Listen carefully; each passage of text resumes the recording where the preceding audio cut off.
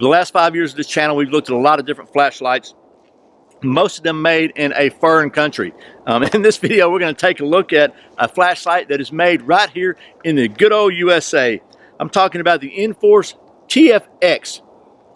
That's what's coming up next here on Survival on Purpose.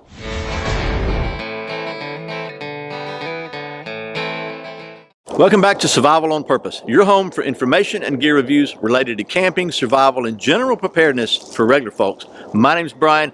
Thanks for joining me. So the folks at Inforce were kind enough to send me one of their TFx flashlights. I really like this thing. We're going to take a look at it. But first, a word from our sponsors. This video is sponsored by my friends at Sportsman's Guide, your one-stop shop for all kinds of gear pertaining to camping, survival, and general preparedness. I've been a customer for Sportsman's Guide for a number of years now. I'm happy to have them as a sponsor for the channel. So there'll be a link in the description below and probably one right up here. I encourage you to check them out. I think you'll be glad you did. Okay, we're back. Hope that wasn't too obnoxious, but we got to keep the lights on here, right? So anyway, as I said, the folks at Inforce were kind enough to send me one of their TFx flashlights, and it's kind of innovative. I really like this little light. I think you're going to like it too. One thing I really like about it is made in the USA, which is pretty unusual for a flashlight these days. So let me just tell you about the specs of this thing, and then we'll do a little flashlight stuff. First of all, as you can see, it has an orange peel reflector inside there, as opposed to most of the offshore flashlights we've looked at, and they're good flashlights. They're made out of aluminum. This is made out of a polymer, a really high-tech polymer. So, by the way, is my favorite carry pistol. But they have O-rings, waterproof rings on them. This thing is waterproof to 66 feet. None of that 2-meter stuff, 66 feet. And what the polymer does, it allows it to be very lightweight. I'm just going to read the old specs here. First of all, it weighs 3.75 ounces. And for those of you still stuck in that old metric system, that is 106.3 grams. That is with the batteries. Speaking of batteries, it uses 2 lithium CR123A batteries. No battery chargers required for this. And I've noticed that on most, at least most American tactical light manufacturers seem to really like those CR123s. I think that's just because you don't have to worry about chargers. They're just very easy to obtain, and you just bring extra batteries with you and you're good to go. The length on this thing is 5 inches or 127 centimeters, and the head diameter is 1 1/4 inches or 29 centimeters. It features 2 different light levels. 700 lumens is good for 2 hours, and 60 lumens good for 12 hours. Then it has 3 light modes. It has constant on, momentary on, and strobe. Has a very nice tail switch operation, and it has a lockout on it so you can avoid accidental discharge if you got it in your pack or whatever. And then the head has these cool cooling vents on it that allow it to keep it from getting overheated.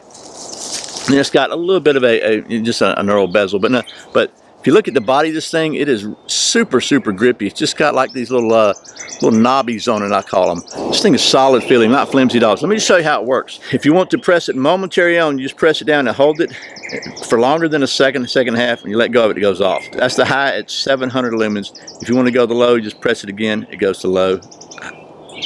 There's high, press again, it goes to low, and then turn it off. If you want to get the strobe, you just double click it. It goes to strobe. And that's it. If you want to do a lockout on it, you can just unscrew it a little bit and it won't come on at all. And then if you want to disable the strobe, if you just don't want to be bothered by that, because sometimes when you are trying to get to the low and you double click, if you double click it too fast, it goes to strobe. So turn it on, hold the tail cap, and just unscrew it till it goes off. Screw it back on with buttons still pressed. Now the strobe will be disabled. It just goes straight down to low, and the strobe won't come on at all. If you want the strobe back on, just hold it down, turn it on like that, on and off. Now strobe is enabled again. So pretty cool, pretty simple there. I like the fact that it's really lightweight. It's a lot lighter than a lot of tactical style flashlights, and the beam pattern is really good, as you're going to see in just a second as we cut to the night shots. Okay, I've got my camera set to capture this as naturally as possible. So here is a quick look at the 700 lumen high setting, which again is good for 2 hours of runtime on 2 CR123A batteries. And then here is the 60 lumens, and you can see it still does a pretty good job of reaching out there. And then here's a quick look at the strobe. While we're at it, let's take a look at the 60 lumen level in general use a little closer up. Okay, well that was the night shots for the Inforce TFx, and I gotta say, I really like this light. You know I like it or I wouldn't be making a video about it, right? Because I don't make videos about stuff I don't like. The things that I do like about it, I like this knurling on it. It's really grippy, but if your hands are wet, if you're wearing gloves or whatever, it's going to really hold on. I think it looks good. It's just a good looking light. I like the fact that it's waterproof to 66 feet, a lot more than some of the other lights I've seen. I really like the fact that you can disable the strobe if you don't want it, or you can have the strobe if you do want it. That really annoys me when I'm trying to use a light and I hit the strobe by accident. I just don't like that. I usually don't use a strobe. As you saw, the light pattern is excellent. I like the fact that it's made in the USA. Not there's anything wrong with the ones that aren't made in the USA, but when I can, I like to buy American and support American companies if I'm not compromising on quality. I don't think I'm compromising on quality on this one. I think this is a really nice flashlight, very, very solid, Inforce is a proven company, and I also like this thing has a lifetime warranty. You can't beat that. And at the time of this video, the cost of this light is about 80 bucks. So right there comparable, maybe a couple of bucks more than some of the imports, but made in the USA with a lifetime warranty. And Inforce is building a really rock solid reputation with weapons lights. So if you're looking for a really solid, very well made little flashlight made in the USA, you might want to check out the Inforce TFx. Thanks again to the folks at Inforce for sending me this so I can show it to you. I hope this has been helpful. And as always, thank you for watching Survival on Purpose. I put out a new video every Friday and every Saturday, and sometimes random videos throughout the week. There's another one right there. If you like this kind of video, please click down in the corner right there and subscribe, and be sure and click that little notification bell so you don't miss a single video. I really appreciate the support. Once again, my name's Brian. You're watching Survival on Purpose. Remember, survival is not an accident, so be prepared. I'll see you next time.